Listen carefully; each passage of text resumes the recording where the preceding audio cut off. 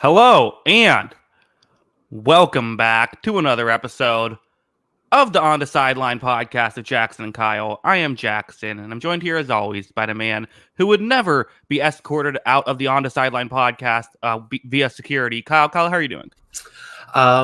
Doing very good. Hopefully I wouldn't get fired right before a show. That would be quite the story. Yeah, I think so. Yeah, I don't know what you would have to. You could probably do something. Like if you had killed Yeah. someone, I'd probably fire you. Yeah, I think that's a fair point. I Yeah. guess I wouldn't be getting escorted out by security. It'd be police. Yeah, I suppose so. Yeah, I think so. Kyle, we have a lot to get to here. 14 games to talk about. We also have the Monday night game, but I think before we get into any of that, let's talk about the Robert Saleh situation a little bit. Usually we just get into the games, but when there's a big piece of news like this breaks, I kind of have to talk about it. I was legitimately shocked when I saw this on my Twitter timeline. I could not believe that this happened, and I think what makes this so strange for me personally is Robert Saleh getting fired. Okay, that is what it is. Like at the end of the day, even if I've kind of been a defender of him over the years, he didn't win enough. Like there still were enough issues. I think it's reasonable to criticize him. I think the question is why now? What is this going to change with the defensive coordinator now getting promoted to head coach? And why is he the guy why is this the move that's getting made? After that game, I thought Hackett should be the one to go. It reeks of there's something else there. Is there an Aaron Rodgers pulling the strings behind the scenes? We don't know, but it feels so weird. Yeah, I don't want to speculate too much, obviously, because like you said, we don't know what's going on. Maybe a story comes out. Maybe The Athletic has a long piece about it tomorrow about like why this happened, something like that. That'll be interesting to read going forward. But yeah, I mean, look, it felt like a lot of people reacted to this like they just fired like Bear Bryant, and like, look, Robert Saleh seems like a nice enough guy, and I think he did some good things, but at the same time, like I do think there are some issues with his coaching, and as far as like in-game management, clock management, stuff like that. Never mind that the offense never performed. Not all of that was his fault, obviously, because the quarterback situation wasn't always ideal. But yeah, I mean, I don't think the action of firing Robert Saleh is like disrespectful or anything, because I just don't think he had been a very good coach. What is fascinating to me, as you mentioned, is like usually you see coach firings mid-season, like when the season's over, like when the team has no shot at the playoffs or very little chance at the playoffs, and it doesn't look like there's a clear chance. Like this Jets team is still what 2-3. Like there's still a case to be made that the season's still in the balance, and maybe this is their way of saying we're going to try and save the season. But I don't know. You don't see a lot of teams like replace their coach mid-season and then like make the playoffs. It's very rare. Obviously, the Rich Bisaccia one is with the Raiders is one of the few, but like I don't know.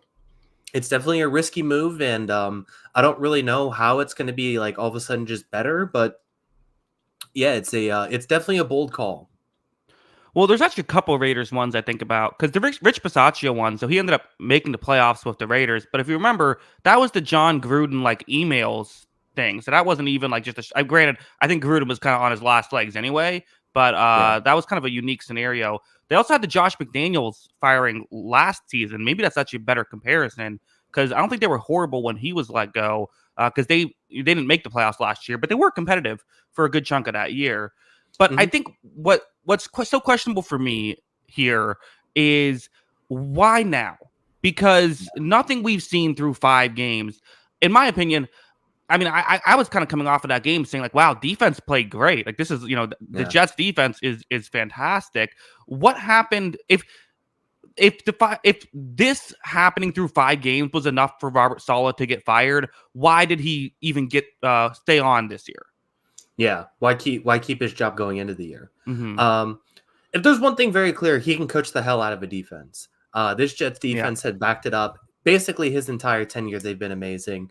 I think one of the interesting things though is that we've talked about it all the time is like as a defensive coordinator going into a head coach role, your number one job from then on out is to have a plan for the offense and then solidify the defense as your second job. And he did number two, but he didn't do number one. And I think that is that's probably why it's the end of his tenure. But I don't know, man. Like I kind of agree with what you said. Like this is this does feel like it's an opportunity here that, like, usually the coordinator gets changed first, and this felt like an opportunity to maybe change coordinators and try and spark this offense, and instead they go the other way. So, but yeah, I mean, he can coach the hell out of a defense, so he did have that going for them. I thought this team, like, yeah, it wasn't perfect to start the year, but like, I still think that they had a case that they can make a run this year. I think here's why it kind of rubs me the wrong way. I think why it rubs other people the wrong way.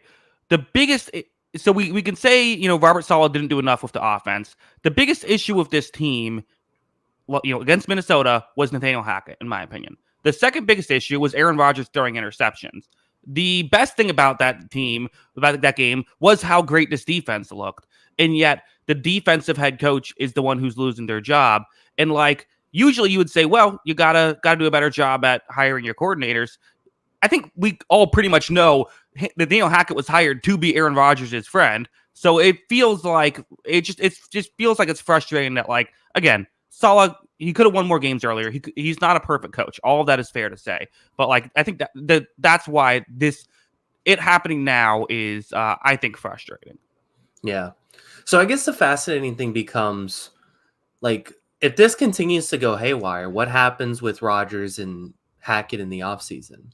Like, they're going to bring in a new staff. Are they going to be okay with just being the Rodgers and Hackett crew and like keeping that all together? I don't know. It's going to be very interesting to see how this plays out.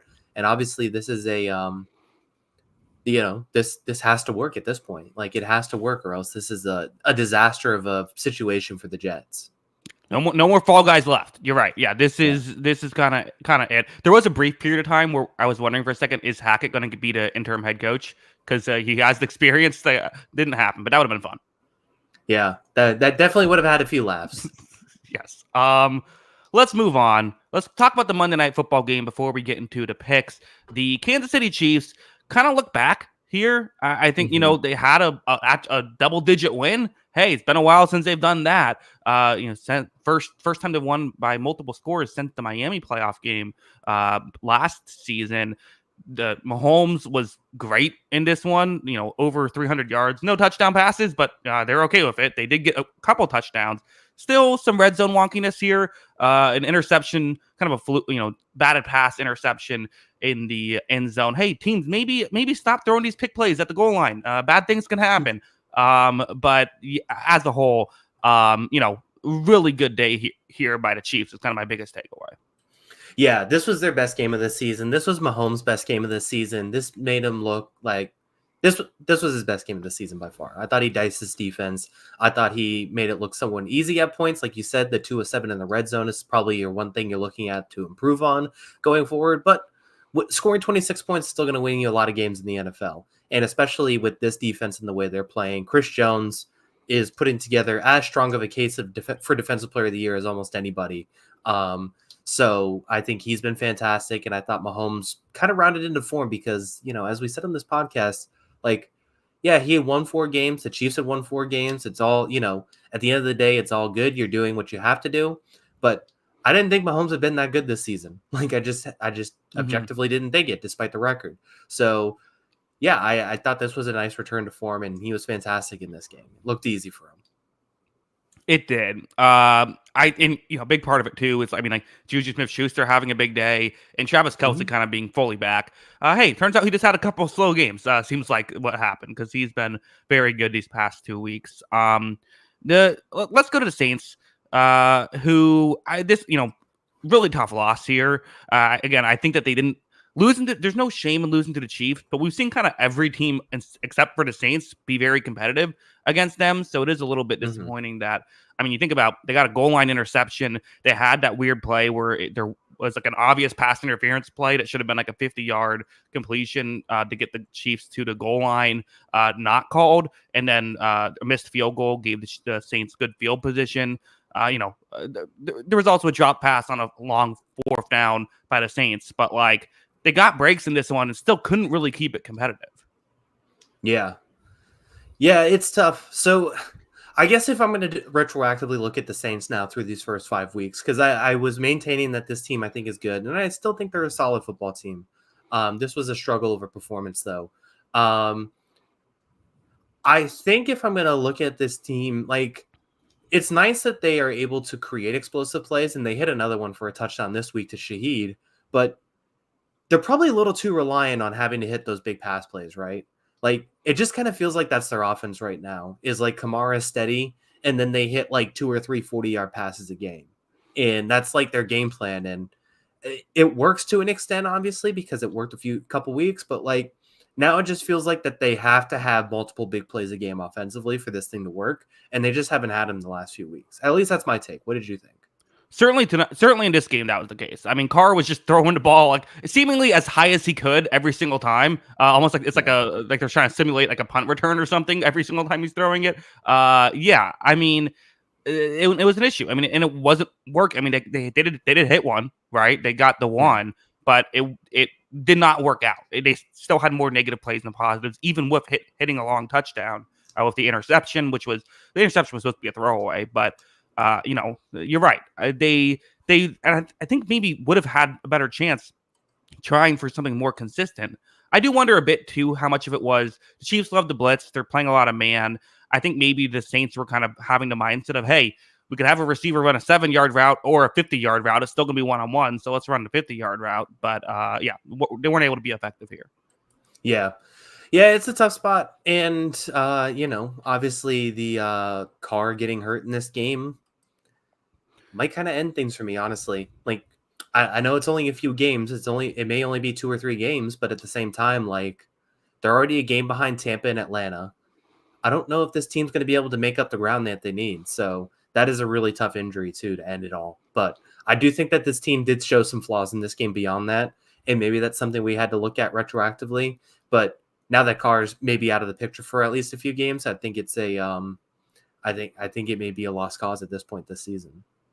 It's tough. They play the Buccaneers this upcoming week too, so dropping an important divisional game because of that. That's what happened to them last year. Was weirdly last year both these teams had an injured quarterback in both games. Carr was playing hurt in the first time they played. Baker was playing hurt the second time they played. But yeah, I mean it's a war of attrition, and you gotta find ways to stay healthy. Kyle, this is another thing I kind of thought of with Carr.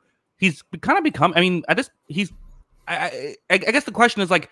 I mean, this is happening a bit now where it seems like he's constantly missing time. And it's like, okay, I like Carr as a quarterback. I think Carr is a good quarterback. But if you're only going to get 10 games of Derek Carr a season, that's not really worth it. No, definitely not. It's not it's not the same thing as getting like, Lamar Jackson has had some injuries. It's not the same, right? Like Cam Newton was going to he was going to miss 3 or 4 games a season. You would take that because then you would get Cam Newton. Yeah, exactly. So it's a bit of a different situation. And, I don't know. It's another team that it looks like they've drafted a few guys. They have Jay Kaner and Spencer Rattler in the building, and they're hoping one of those guys can develop. But like, I don't know. I'm not really convinced either of those guys are even close to ready to stepping in to a difficult situation. Well, speaking of a difficult situation, Kyle, let's get into the picks as you had a rough week last week. I mean, I think week 2 might have been the worst week in on the sideline history for me. I think this might be number 2. This was a rough one for you, Kyle. Yeah, I lost. I still have a bit of a lead here, which is nice, but I did lose a lot of ground of what I did have. So that definitely does hurt. Didn't love to see that, but we're going to try and make some adjustments here and bounce back.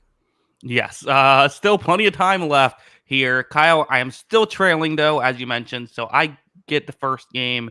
And once again, going with my strategy of give the game I don't want to have to pick. Colts going to Tennessee to play the Titans. Colts are 1-point favorites in this one. Who do you think is going to be winning? I'm going to go with the Colts. I feel pretty good about it. I'm going to feel better about it if Joe Flacco ends up playing. So I'm going to stick with it and hope that Joe Flacco plays. That being said, I still think they could win regardless. And, I still think I would take Anthony Richardson or Joe Flacco over Will Levis or Mason Rudolph. So I guess I do have that going for me. But even more importantly, I just think that the Colts have enough here to get it done. I liked what I've seen from the offense the last few weeks. I do think that can carry over into this game. And yes, this defense has had some struggles, but I don't think anything struggled more than the Titans offense. So I feel pretty good about this one. Yeah. feel pretty good about it. So here's why I disagree. Is Will Levis did have a good week the last time we saw him against Miami, sure, but they looked a lot better that game. Kyle, I actually just rewatched that Jaguars game today, to see Trevor Lawrence and how he played against the Colts.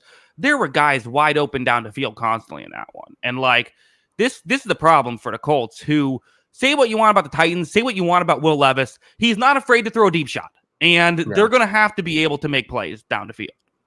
Yeah, they're going to have to, and I hope the Colts defense is prepared to play that deep coverage, because that's basically what I want to take away from the Titans at this point. I will accept, like, the Titans going for a long drive is an excellent strategy, because that's just more opportunities for Will Levis to throw an interception. And like you said, he did play better, but he only threw 4 passes the last time we saw him. So he did, I don't know. I think it's a tough sledding there for Tennessee. And I understand the concerns with the Colts defense, but like, I still think even a Colts defense that has some concerns can get several turnovers in this game. And I do think the offense is good.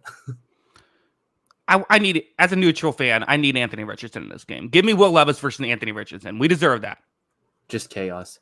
I would agree with that. I mean, it'd be fun, but I'm enjoying the Joe Flacco, just like, I'm just going to step into every situation to make it better thing. So I'd be okay with that. I got to shut my door real quick because my dog pushed it open, but keep talking. Sounds good. I'll go to it. Well, okay. Okay. Oh, man, I had nothing else to say about the Colts Titans. I was going to move on. Now I have to try and stall here. What else do we have to say? Okay, Kyle's back. Kyle, I was lost. I was ready to move on. I think we completely covered that game already. Yeah, I guess so. Did not leave you in a good spot there. That's on me. That's bad quarterback play. I was not a Joe Flacco, just being able to thrive in any spot there. That was floating ball over the middle for you to just get your head decapitated. So that's my bad. Hey, I'm going to leave. Say something interesting about the Colts Titans game. Go ahead. Yeah, no worries. Yeah, we can move on. Let's see. Let's go to my number one game here. Chargers at Broncos. Okay, Chargers Broncos. So yeah, I mean, this is a very good one as well. I had this one. I actually have one game still ahead of this one, but it's weird because the Chargers are still a team I don't know exactly what to make. I think both these teams are still a team I don't exactly know what to make. I'm gonna lean towards the favorites. I'm gonna lean towards the Chargers.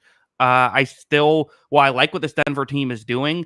I still don't know how much I have faith in this Broncos offense, and the Chargers defense has played well. Kyle, this is kind of a classic, like, old school matchup, right? Like Sean Payton versus Jim Harbaugh. This is fun. Yeah, it is definitely fun. I think I'm leaning Denver, but like, I think that could also be recency bias because they played well last week. But it is going to be interesting to see the chess match here, because I think both of these coaches these are both really good coaches, right? And that's kind of what we're leaning on here as being the exciting aspect, is how they kind of counter off each other. My thing with it is, like, there's two sides of this. I think Denver's defense is the best unit in this game by a pretty good margin. I think they're better than the Chargers defense by a lot. And as well as the Chargers defense has played, I think the Denver defense is better, and that secondary is scary. However, I do think Justin Herbert is going to limit mistakes at the minimum. He knows he doesn't have the receiver advantage here. He knows it's going to be tough for these guys to get open. He's not going to make a lot of high-risk throws. I think Herbert has done that a lot this season, given the receiver situation, and I think it's worked. So I do trust that, and I think Los Angeles can also better than Denver, and I think that's going to play a part because both of these defenses have played well. So it's going to be very interesting to see that matchup, how Herbert handles this secondary, knowing he doesn't have a lot of receivers that are going to get open every play. And I think that's the most interesting thing. My biggest worry, though, for the Chargers is, like, I don't know how well Herbert can actually move right now, because he looked stiff in that Kansas City game.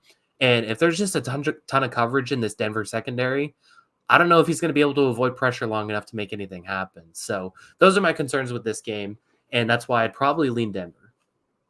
It's fair. Interestingly, EPA per play wise, both of these two teams are tied for second, which it's fascinating. I guess when you get past the 3 decimal point, Chargers are slightly better, but Chargers have also played a couple easy matchups. They played the Panthers and the Steelers, so that's factored in. They did play the Chiefs, but I do still agree that I think the Broncos defense is better.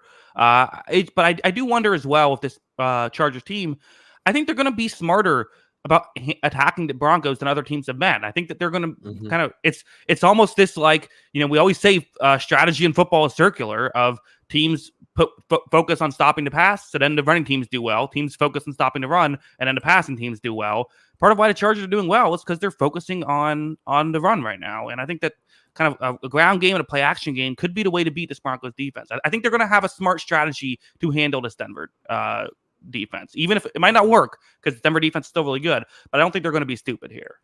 Yeah, that's probably the right way to look at it too. Obviously, the big thing too. I mean, the huge thing for the Chargers is going to be, Rashawn Slater and Joe Alt are still both listed as questionable too, and I mean that's just a massive, massive. Like you probably would change your pick if those guys don't play, right? Yeah, I think that's fair. Yeah. Like I said, especially with the way Herbert's moving right now, I think that's a huge, huge disadvantage. But yeah, I mean, I think that with J.K. Dobbins, with Gus Edwards, I think that they've done a really good job with this running game. And I think that's probably the play going forward. And then hope they can hit a couple Quentin Johnson plays or Lad McConkey plays. And that's kind of the difference. Like 17 points might win this game, or probably will win this game, honestly. Yeah, I mean, please, Kyle. Quentin Johnson rolls out of bed and gets a couple big plays. I mean, that's just all he does. At this season, I mean, we have to give him some credit. This is much, much better than last season for sure. Yeah, hey, I gotta take my victory laps when I can. It was rough when I gave him had him as my wide receiver number 1, and he came out of the gate and just was horrible. Yeah, it's definitely a rough spot for him last season. So it is good to see him do well. It's not fantastic, but he is playing much better, and he's getting some touchdowns. So good for him. All right, Kyle. I'm going to give you a game here. Let's go Jaguars at Chicago Bears. The favored Chicago Bears, 2.5-point favorites here at home. Kyle, who do you have winning? Yeah, this was next on my list. This is a good pick. I am going to go with the Bears. So it's another one of those ones. I think defense is playing lights out football. I know what the Jaguars did last week, and it was very much an improved group. But I think this is a different animal than what they saw in the Colts, where that defense is not good. And I think it's going to look more like the struggle thing that we've seen the last few weeks before this with this Jaguars offense. And yeah, I just trust this Bears defense right now. And if Caleb's going to continue to not make mistakes, then yeah, I think this Bears team can win these games for sure. So give me the Bears. Yeah, it's a good pick, especially when this Jaguars defense just hasn't played well this year. It just hasn't. I mean, it's second worst in EPA. It's an issue. So that's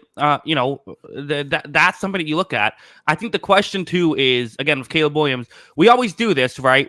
If a young quarterback has 2 bad games and then 3 good games, we say, oh, I guess they're good. Just took them a couple games to figure it out. Okay, maybe, or maybe they're still going to be growing pains. There still is a big question mark there. Yeah, I fully expect there to be some trouble. And, the Jaguars do have some guys that can get after the passer, obviously. So that is something that he's going to have to be cognizant about. And he's got to have to be prepared to get the ball out quickly. But I do think there are opportunities to throw in this team. And we've seen it the first few weeks, like you said, with this Jaguars defense that hasn't played up to the standard that we expect. So, yeah, I think there could be some interesting moments, but like, I do think that there is a lot of development these last few weeks, and I feel a little bit more comfortable picking the Bears, where a few weeks ago, I think I said I can't pick the Bears until I see this offense do anything. Yeah.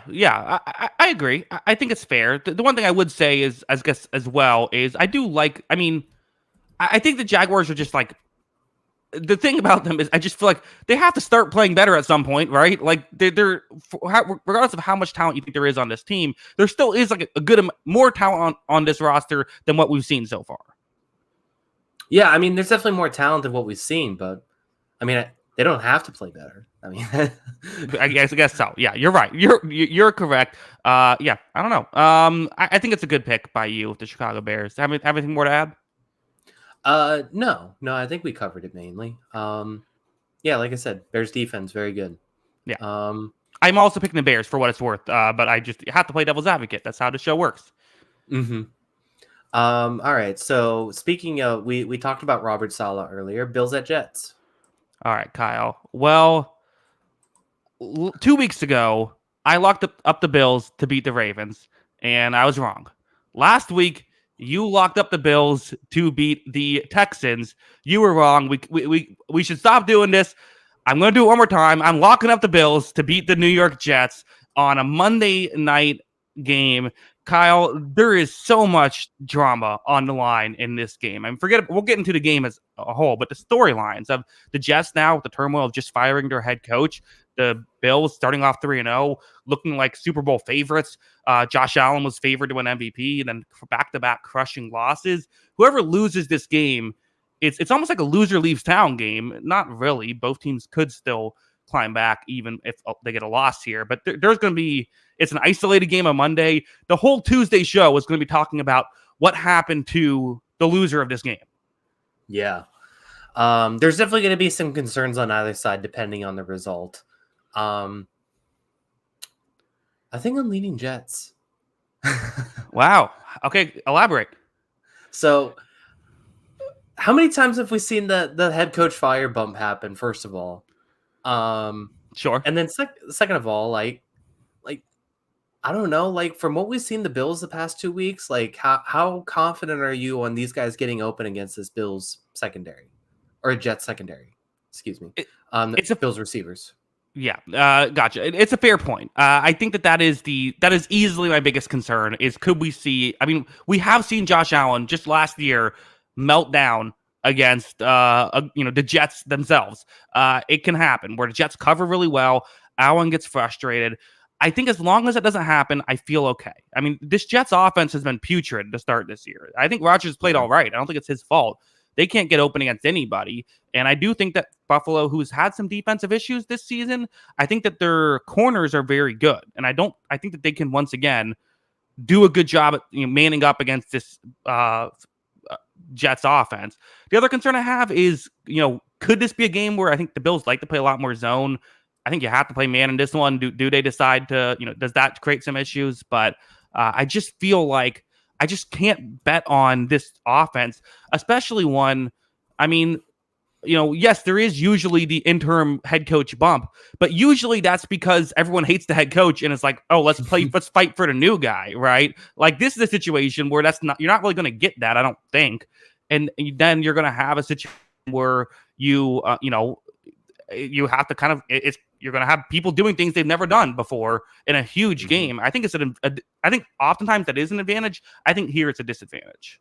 Yeah, I could see it definitely. I see both sides. I really do. Maybe the offense didn't like Robert Saleh. Maybe that's the argument there. Maybe. Yeah. So yeah, I mean it's a that's the bump there. But yeah, I don't know. I don't know how much I trust either side right now. These last two Bills weeks kind of scared me a little bit, and I need to see it again before I'm convinced against a good team. And it doesn't get much better than this defense, man. And what we've seen the last 2 weeks against competent defenses, and the Ravens defense hasn't even played that well this season. What we've seen the last 2 weeks, though, in those bigger games, they've really struggled. And I think I need to see it again. Josh Allen also took a huge hit in that game. Obviously, there's no concerns for an injury right now, so I guess he's okay. But I don't know. It's not really trending up for either team, so it kind of just feels like a game that could be a toss-up. Yeah. I mean, part of why the Bills are -2. That's part of why I like this lock. And I knew it was going to be early in the show. Always good to lock up one early in the show. I understand it. I just think that there is going to be. I just think that maybe maybe this is I don't know, the gambler's fallacy of, well, it landed on black last time, it can't land on black again. But I feel like for Allen, when you have a tough loss like that, I think because really back-to-back tough losses at this point, which maybe is going against my argument, but especially last week when Allen himself didn't play well, largely due to putting the ball, kind of trying to do too much. I think that has to have him get dialed back a little bit, right? Or no? You would assume so, but yeah, I mean, he's done it a lot better the last couple seasons, so I do expect him to probably bounce back and lock in a little more this game. I just think this defense is so tough, man, and we are seeing the struggles for this Buffalo receiving core now to get open the last couple weeks. It's just okay, I know they're young, but like we got to see a little bit more, I think, going forward if we're going to take this team seriously as a Super Bowl contender. And it's not an easy challenge. We saw Minnesota, who has the best receiver in football, really struggle to get open against these guys too. So like I think it's a challenge for anybody, never mind a team that's still trying to figure itself out, it feels like.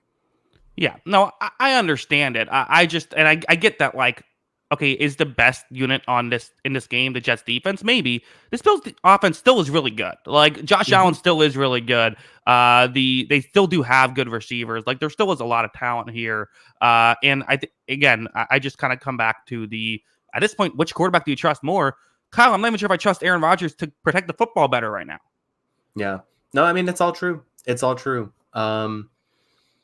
There are plenty of concerns both sides, and like I do think that like James Cook and Breece Hall could play a big part in this game, and James Cook has been better than Breece Hall honestly this season. So like I think all of this plays a factor. So I think it's going to be a game that comes down to the margins. Like I said, I think this game's 50-50, and that's why like it's another one of those ones that I'm trying to avoid picking, and until I see a little bit more on either of these teams. We just can't we can't have a week go by without locking up the Bills. I mean, come on, gotta make it happen. What a game! That one should be fun. Hey, Kyle, sometimes you gotta go with the bold locks. You don't. I haven't won 4 straight of these shows by 4 straight years by playing cautious. Okay, you play not to lose, I play to win. That's the difference, Kyle. All right, so we'll see what happens this week, and we'll see if you get it right this one. Who do you got next? Okay. I'm going to give you, maybe this seems like a bold choice, a weird choice, but I'm going to give you Bucs Saints relatively early on in the show. Bucs are 2.5-point favorites. Kyle, who do you got? Yeah, I'll lock up Tampa. Okay. Yeah, I'm just gonna do it. I have my concerns. This Saints defense has been a pain in the ass to the Buccaneers over the last few seasons, right? The Lattimore versus Mike Evans thing is very much a real thing. He plays better against Mike Evans, without a doubt. That being said, like, I'm not going to trust Jay Kaner, or I know the injuries in the Tampa Bay secondary are problematic, no doubt, but I'm not going to trust Jay Kaner or Spencer Rattler to figure that out. And so I just think that's too much to overcome. So just give me Tampa on the win. Baker Mayfield's had a fantastic season. I don't think he's going to have a disaster week, and I think it's going to be enough for Tampa to win by 3. Kyle, I have seen far too many Tampa Bay games to feel too confident going into New Orleans. A backup quarterback is going to be in, a backup rookie quarterback probably if it's Spencer Rattler. Kyle, I've seen this story too many times. This is this goes wrong more than it. Again, I feel like I'm in the first 15 minutes of the horror movie. Like this house on the lake is great. Yeah, I don't know. This it feels like too much to overcome right now for New Orleans. Yeah. One of these guys are making their first ever start. I understand Tampa might get Antoine Winfield and Jordan Whitehead back this week. Like, as bad as it had been the last few weeks with the health, like, they might get their guys back. I think they're both listed as questionable, right? Yeah. I mean, a lot of players are. I mean, and it's Kalijah Kancey's been questionable literally the whole season at this point. So there's several pieces that could come back. Getting healthy would be a big deal defensively. I mean, I think the way that the Saints win this game is they get a takeaway or two, which Baker, for all the things he does great, he is someone who will give you a chance or two a game.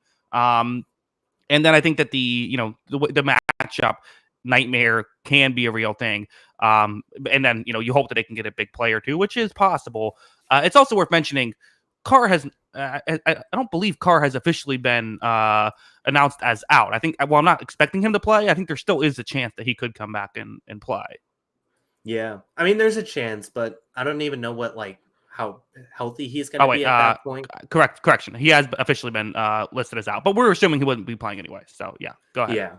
Yeah. So I just think that's too much to overcome. And like, I don't know, like, I think Tampa has some interesting elements to this game. Like, as like, I feel like this Rashad White and Bucky Irving thing is like a new element to this offense we haven't seen in a few years, right? Like Leonard Fournette, like did a lot of stuff really well with Brady and all that, but they weren't like a running juggernaut. It was his effect in the pass blocking system that I thought was really helpful.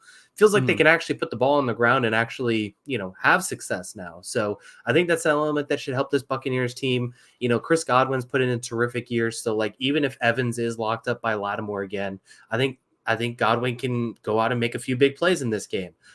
Based on what we saw of that Saints defense last week, like, I think there's holes in this Saints defense right now. So I do think there are a few elements Tampa Bay can attack, even without Mike Evans having his best day. Yeah, no, on paper, Tampa Bay should win this one handedly. And this is one that it's almost a must win for Tampa Bay. And I know it seems weird because, hey, you'd still be 3-3 if you lose. But the next 4 games, they play the Rams on Monday Night Football. They play the Falcons. Then they play the Chiefs, which would be in Kansas City, and then the 49ers. 0-4 and that stretch is on the table. They have to make sure that they at least get 2 games above 500 here.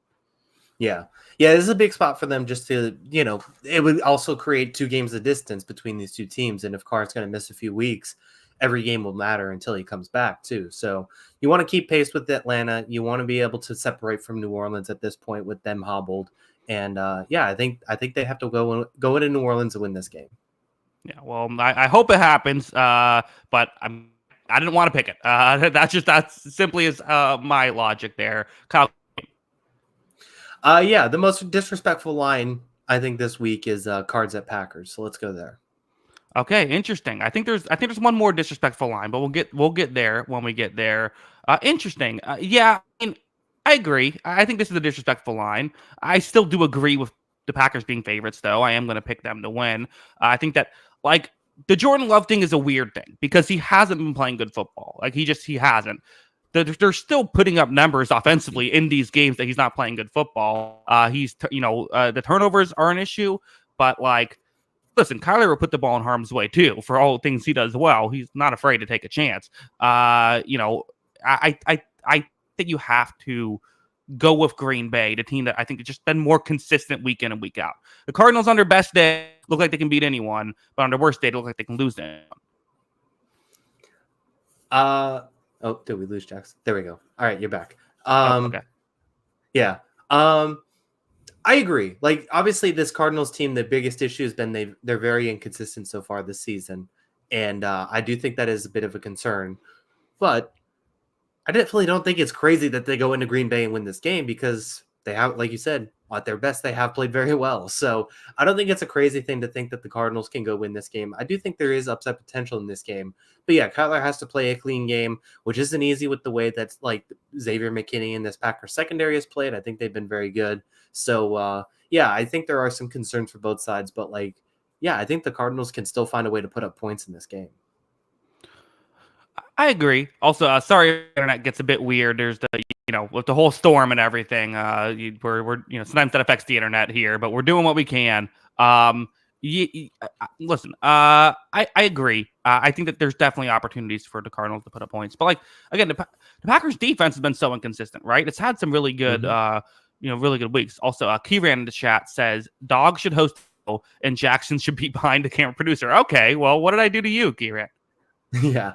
The dog just decided to wake up and scratch and lick herself everywhere. So I don't know what's going on back there.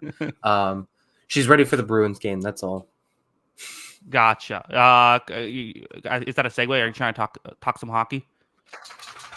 No, the game's at 7, so I'm just getting ready. Gotcha. Well, Kyle, I'm one of the best uniform matchups, I think, Cardinals Packers. This is like top 5. Top 5. Ooh, that's bold take, I feel like. I think it is a good one. Yeah. As long as they don't wear those ridiculous black helmet things. I don't want to see those.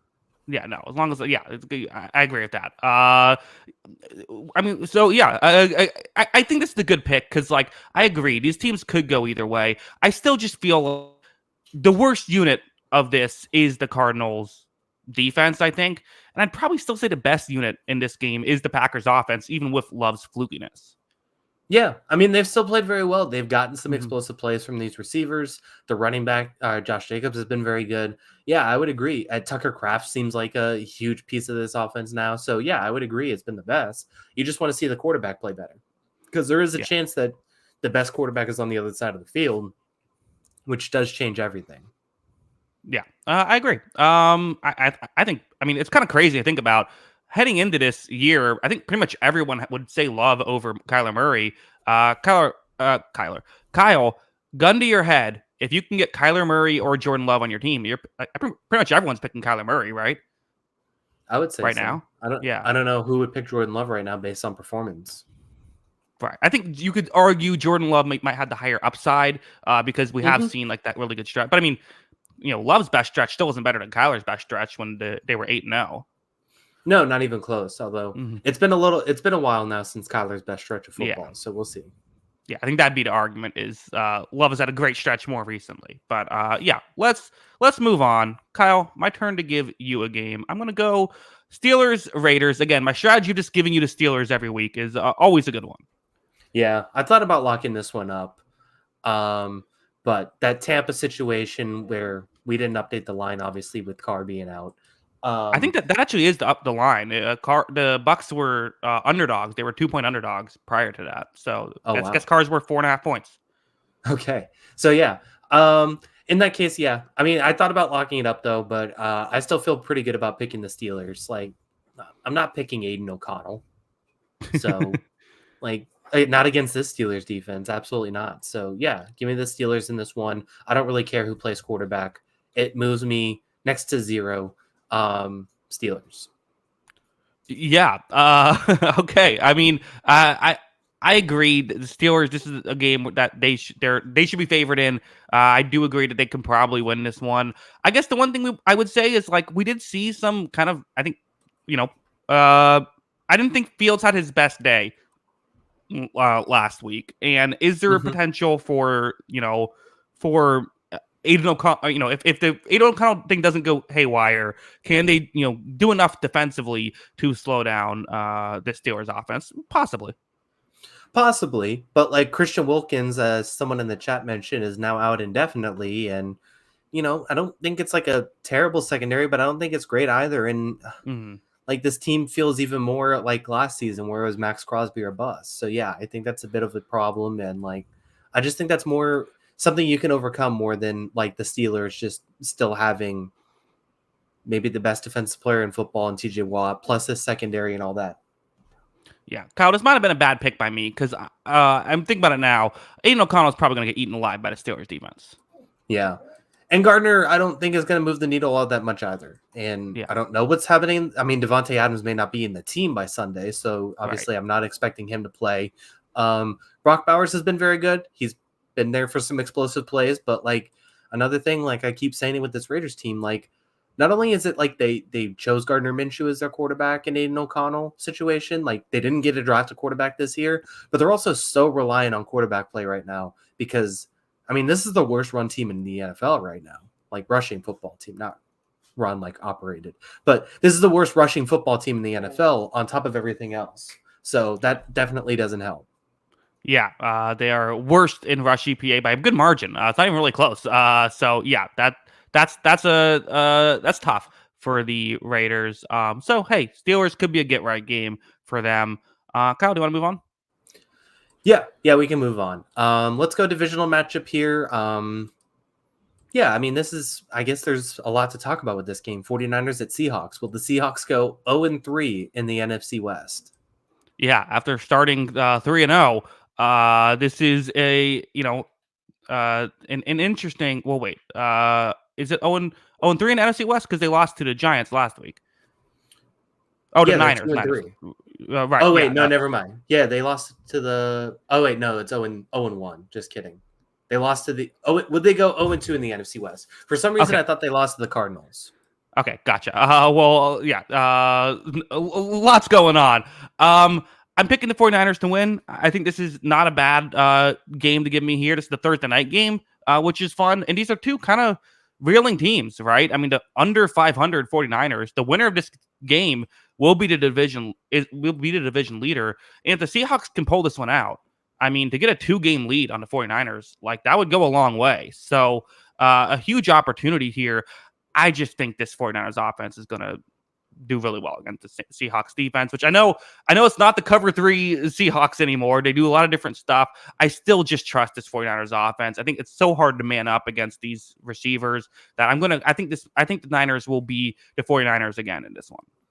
Yeah, there's a good chance of that. By the way, I was right. The 49ers would be 0-3 if they lost this game because they've lost to the Rams and Cardinals. I think you said it. I was thinking Seahawks. You were thinking 49ers. That's what we got mixed up. Yeah. I agree with you though. I think we've started to see some holes in this Seahawks defense the last couple of weeks. Obviously the Lions are a good team, so you don't take too much from that, but like the Giants move the ball pretty well too without their best offensive player. So that's a little more problematic. We're starting to see some holes there. And San Francisco has, even without Christian McCaffrey, debatably the most offensive talent in the league. Brandon Ayuk finally had a big game. We've seen Jawan Jennings have a big game. Deebo Samuel and George Kittle are still there. There just it seems like it's too much to overcome right now for Seattle, who are reeling a bit these last 2 weeks. Yeah. Can the Seahawks offense first off, DK Metcalf has to stop fumbling, right? Like you need to figure that out. But can they get something going? I mean, we've seen DK Metcalf have some big games against the 49ers, including in the playoffs when the Seahawks ended up kind of surprisingly playing them close a few years ago. Yeah. I don't think this offense has been that bad this season. Like, I don't know. It's been good this season, but it's coming. I think it wasn't great last week against the Giants. No, it wasn't awesome, but like I think they've thrown the ball really well, and I think that's something that they continue to build on. And I don't know, I would probably use Kenneth Walker and Zach Charbonnet more than they did last week. I don't really know what happened there with those two and why they weren't as involved, but like you have to get that ground game involved to open up the pass even more. And I mean, there's enough playmakers here that it should look a lot better than it did last week. Are we going to do any of the? I feel like people have started to turn on Brock Purdy a little bit. I think that's been a thing. I think his numbers maybe have been down this year. Yeah, look, he has 6 touchdowns to 4 interceptions so far. People have started to get on Brock Purdy a little bit. I think he's still been exactly Brock Purdy. I don't know. Like, I thought he was pretty good until last week. Yeah, and even then, like one of the last interception was kind of just an unfortunate thing. I don't know. I thought he was actually better. Like weeks 2, 3, and 4, I thought he was excellent. Yeah, I think you're right. Now think about that. Yeah, you're right. Yeah, he didn't have to do anything week 1. Like I don't know. I don't think it was anything like seriously bad. I don't know. People overreact to interceptions. That's nothing new. I actually think he's been better this year than last year. Last week was just his first, I would say, poorish game. Yeah, I think I agree. Let's move on, Kyle. Let's go to the actual most disrespectful line of the week. I'm giving you the number 1 offense in football playing the number 2 offense in football. Balls at Ravens. Somehow the Ravens are 6.5 point favorites here. Kyle, who do you have winning? I thought about locking this one up, honestly. Wow, really? So I'm assuming you're high on Baltimore here. I think Baltimore wins it. Yeah, I understand the concerns. I think that the Ravens defense has been problematic. I understand it all, and I think the Balls defense has played better than expected. But I don't know if they're ready for this yet, and I think that's what the issue is. I know they beat the Bengals, but the Bengals don't feel like they're in the right spot right now, and I just wouldn't be surprised if Baltimore's offense runs all over them. And I think that's probably what's going to happen. And maybe the Balls keep up with them. I wouldn't be shocked. But even in high-scoring games, like winning by a touchdown covers here, and that's kind of what I was thinking. And I think Baltimore is going to score a lot of touchdowns. Yeah, I guess that's fair. Or maybe it's just the 6.5 point line isn't as big of a deal when it's these 2 offenses and these 2 defenses. It is crazy. I mean, just the offenses. Washington still significantly in first place in terms of EPA per play. When it comes to rush EPA per play, the Commanders are actually number 1 in that as well. Ravens are number 2. And then in just drop back EPA per play, Commanders still number 1, Ravens 4. So I mean, both of these offenses are loaded and they're doing it all as of right now. But you're right. I mean, it's still just the defense, which okay, listen, this Ravens defense not having a great season by Ravens standards or just by any standards. They've been kind of below average this year, coming off a bad game, but you still trust them more than Washington. Although I will say Washington, a couple good games now. I know bad competition, but playing a little better. Yeah, they are playing better. So I do have to give them credit for it. But like I said, I just think this feels like kind of Buffalo a few weeks ago right now, right? Like it's looked great. I think it's looked fantastic, but this is a major step up in competition. So this is first feels like their first like major test. Maybe the Bengals was their first major test, but it just feels like that this could be a little overwhelming. I'm still high on this Balls team. I still think they probably are right now my favorites to win the NFC East, and they still have favorable games on the schedule after this that they should win. But this just feels like a test that may be too early for them to overcome. Zachary Stewart with the super chat. The balls are bouncing. I agree, Zachary. I don't know. I think I think I see upset potential here, Kyle. I think the kind of thing is when you need to score for if Lamar Jackson needs to put up 35 to win this game, like there's no guarantee that happens, even if with the Commanders' defense not being great. Yeah, no, I mean it's tough either way, and yeah, I think it could go either way for sure. And I mean, Jaden Daniels has blown away every expectation this season. He's been fantastic. Yeah. He's an MVP candidate so far. So it would not shock me if he does it again, but it is a big challenge nonetheless. Yeah. Win or lose, it's a great litmus test for Washington. Just try to see where exactly they are. Because you're right. I mean, the schedule gets a lot easier. They play the Panthers, the Bears, the Giants, the Steelers, even the Eagles, the Cowboys, Titans, Saints, Eagles, Falcons and Cowboys. I mean, they could win every other game. Like this is the last kind of real like great team that they're playing here. So we'll be interesting to see how they do. Yeah, I mean, even if they drop this game and like maybe even if they split the Eagles and Cowboys games and go 2-2 there, like 11-5, 12-4, or 13-4, 12-5 is still very much on the table. Is there any chance they could get the 1 seed? Yeah, I mean, it's not realistic. They have probably the easiest schedule. They don't have the first place schedule to deal with. Like I said, I mean, they're probably at this point favorites in every game for the rest of the year. Maybe not at Philadelphia, but that may be the only one. Yeah, and even that, I mean, we'll see where those teams are. I mean, we'll see where those teams are. I still think probably whoever wins the NFC North will be the 1 seed, but 2 seeds on the table. I mean, it really is for Washington. Again, we're definitely getting ahead of ourselves. I'm not saying it's going to happen, but just they're playing great football right now. Kyle, let's move on. Give me a game. Let's go Lions at Cowboys. Okay, yeah. This was obviously a great game last season when there was the ineligible receiver controversy that broke out of that one. The Lions lost, but many felt like they should have won. They probably should have won. Got unlucky with a bad call. I'm picking the Lions again. I look at where these two teams were at last year. It was close. I think the Lions have gotten significantly better. I think the Cowboys have gotten significantly worse. The one thing I am still a little bit concerned about is just, we've seen Jared Goff kind of have a down year. He was amazing last game.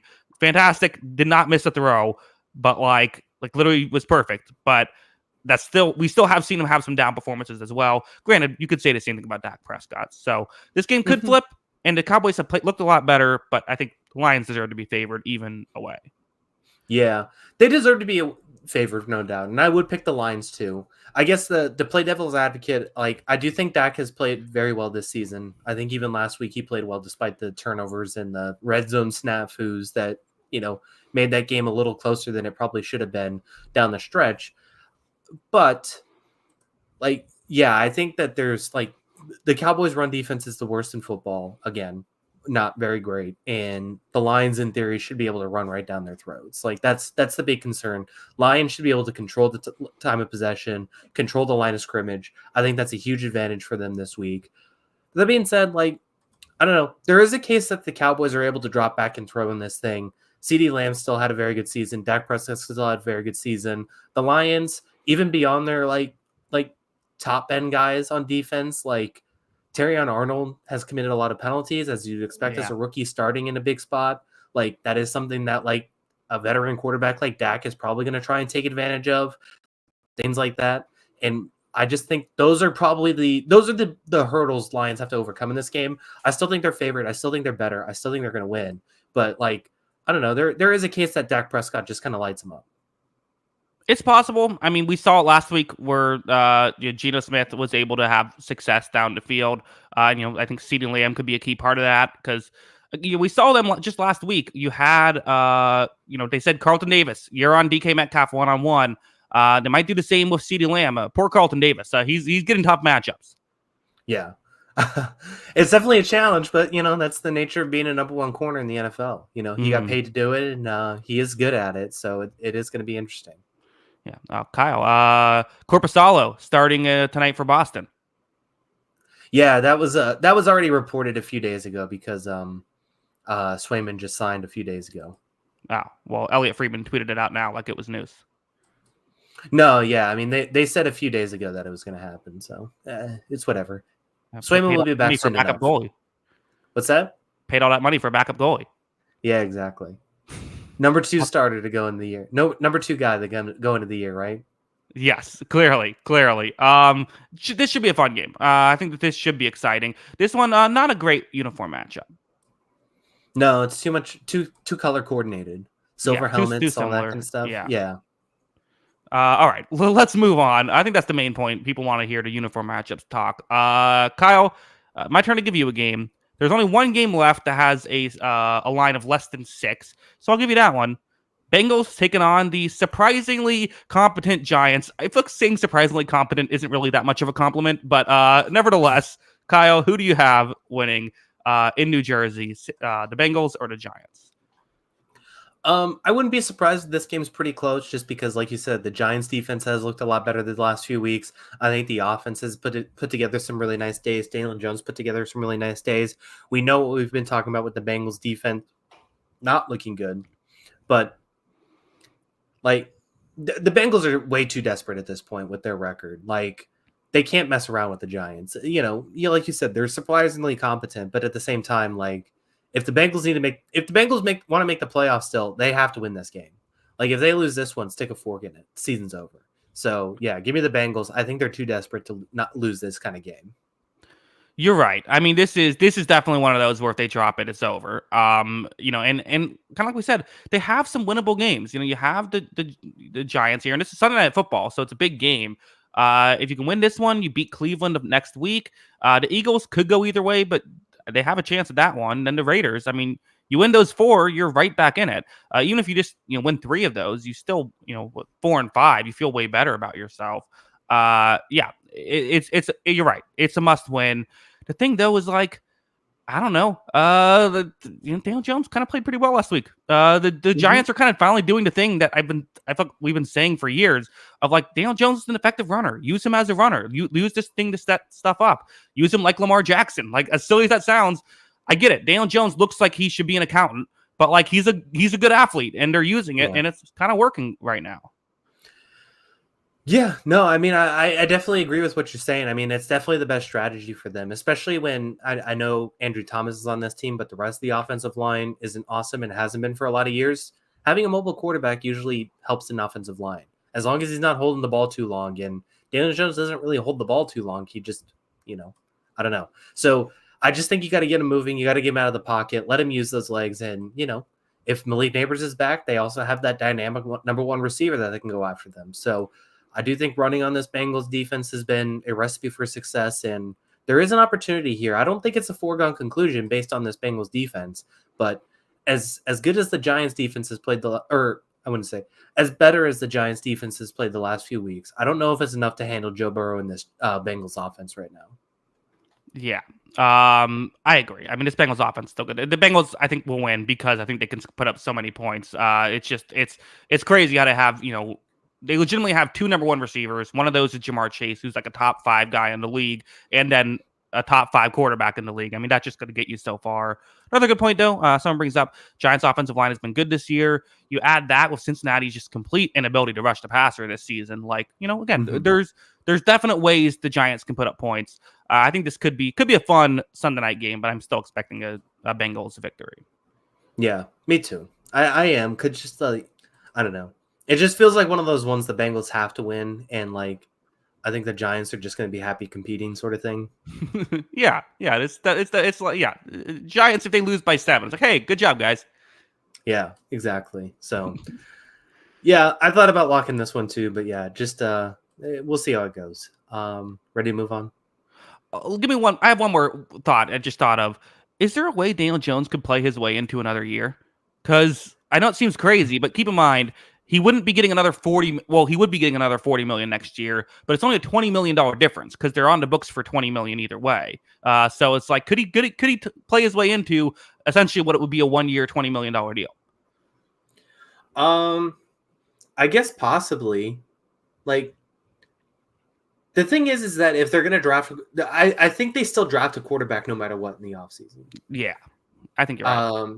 So the question is, does he stick around one more year to kind of be the buffer season and give their young quarterback? Because I mean, I don't know. We'll see how these young quarterbacks look this rookie class. I think that there is a lot of projecting with these rookie quarterbacks, and it's a tough position to judge anyway. So maybe they try and give him a year with Daniel Jones at the front anyways.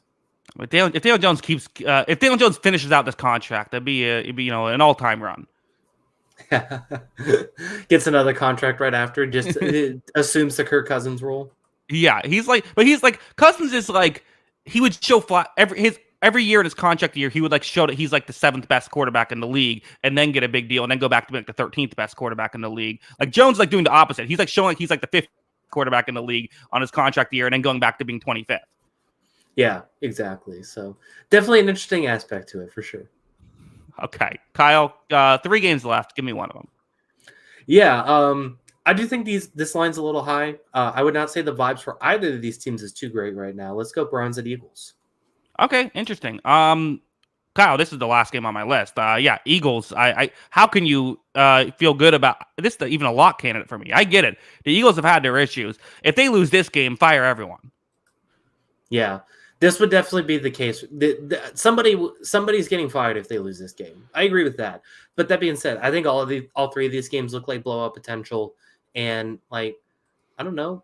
I don't think the Eagles have looked that good. And we still don't know if AJ Brown's going to play this week, or Devontae Smith or Lane Johnson.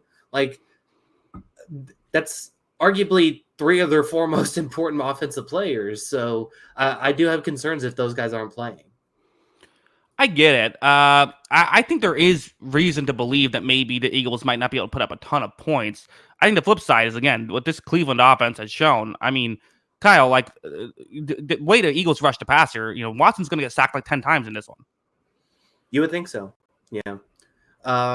There is a good chance of that, but maybe guys get open against the secondary. We've seen that happen with this Eagles team before. Yeah, we have. Again, I can't stress enough how bad Deshaun Watson has been this season. Like, especially last week, he was just absolutely brutal. I mean, it's borderline unplayable at this point. I get it. The Eagles have their issues, so I understand this, because like, I do think it's fair to say, like, do the Eagles deserve to be 8.5-point favorites against anybody as of right now? Maybe not, but like, the Browns certainly deserve to be 8.5-point underdogs. Yeah.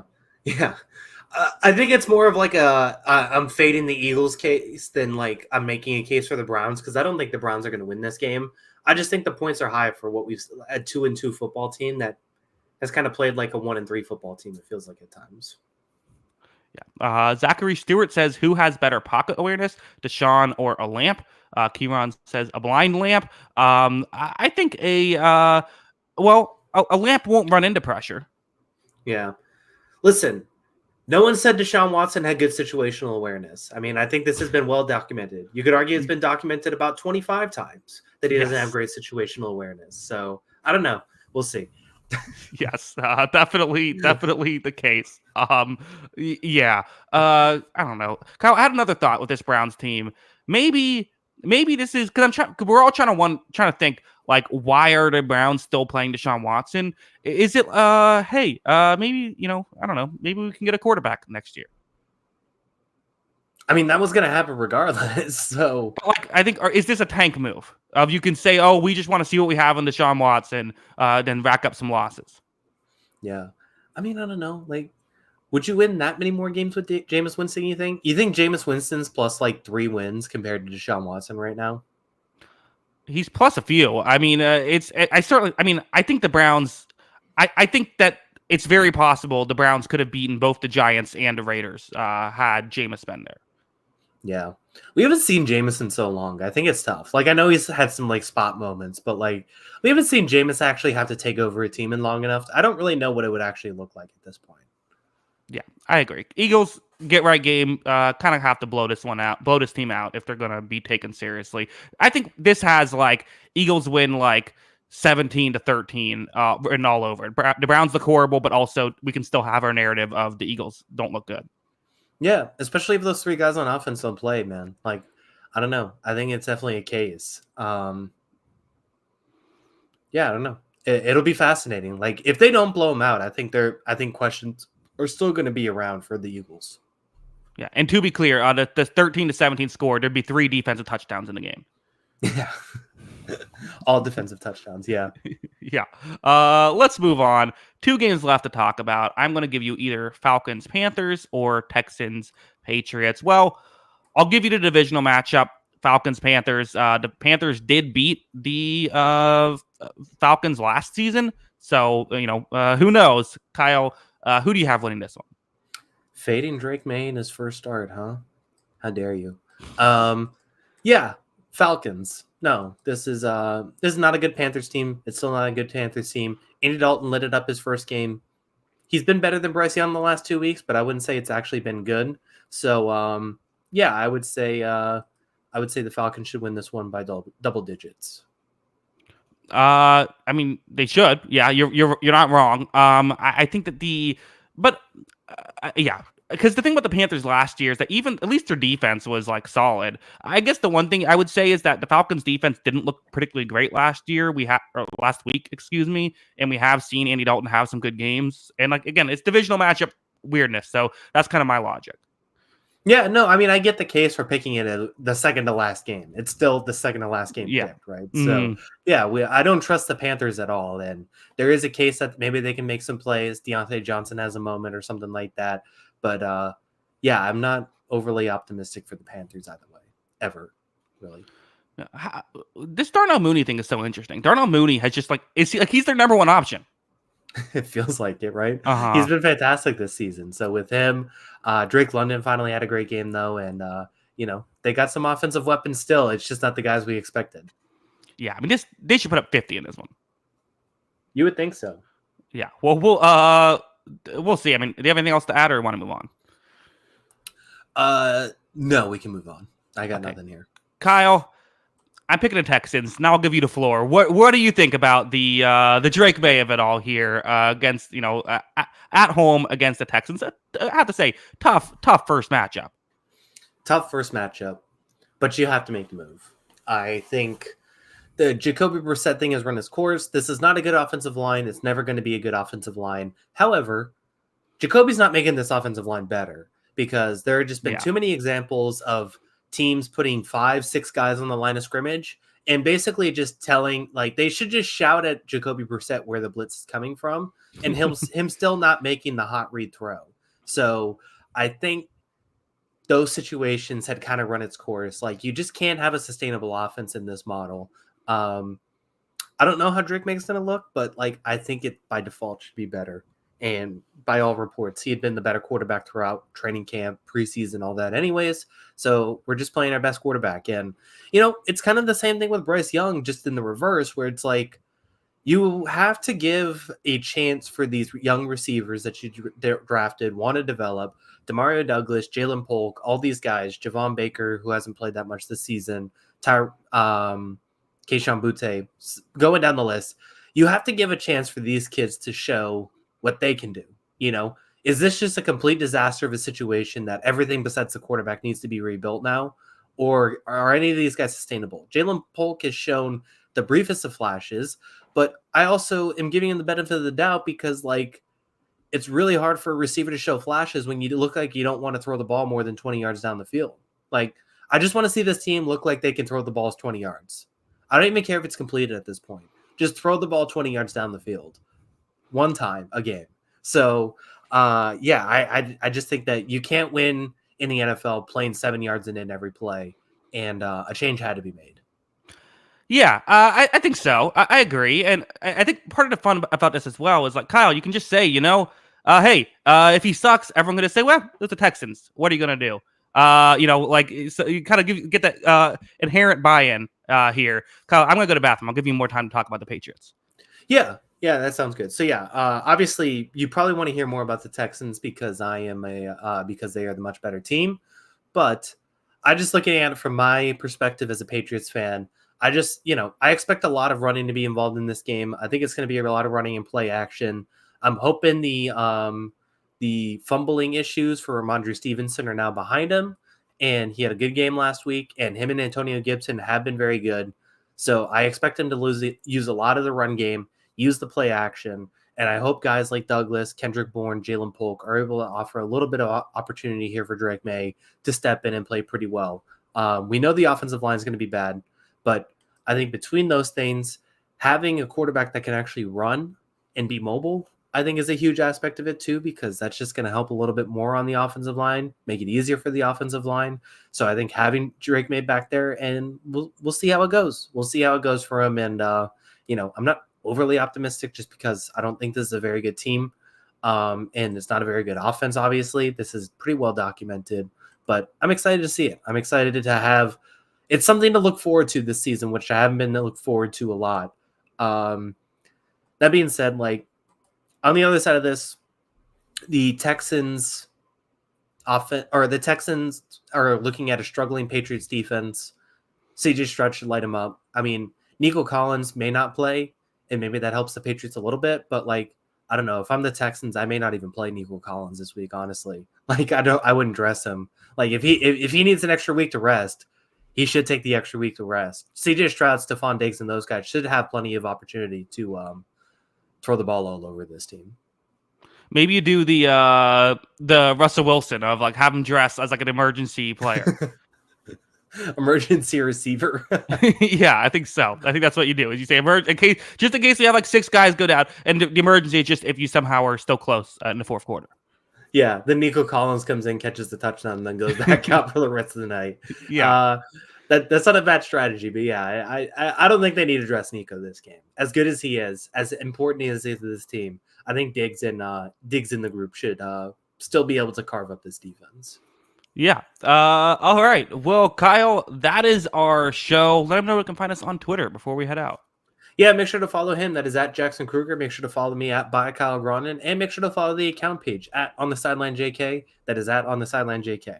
Yes, of course. If you like audio only podcast, anywhere you get your podcast, search On the Sideline Podcast. It should be available there. Kieran says Hockey Corner. Kyle, how are you feel? What are the vibes like for for the Bruins here?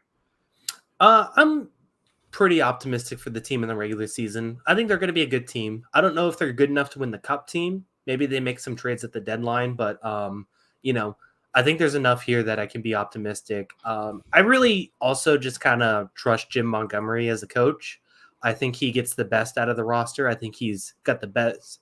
I think he's maximized a flawed roster each of the last 2 seasons or flawed roster last season. And then 2 seasons before, obviously they were the best team in the regular season in NHL history. So, he did really well with that team, and they were loaded.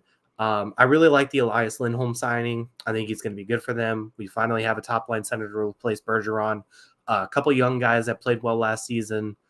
So I'm optimistic about all that. I don't know if it's going to be a good enough team for the playoffs or win the cup, but maybe we get to the playoffs, Swayman gets hot again, and they make a run. I do think that is possible, but it's going to be a good regular season team for sure. Yeah, I was looking at the odds. I guess the Oilers and Panthers are number 1 and 2. I guess that makes sense. Somehow the Leafs are like 8.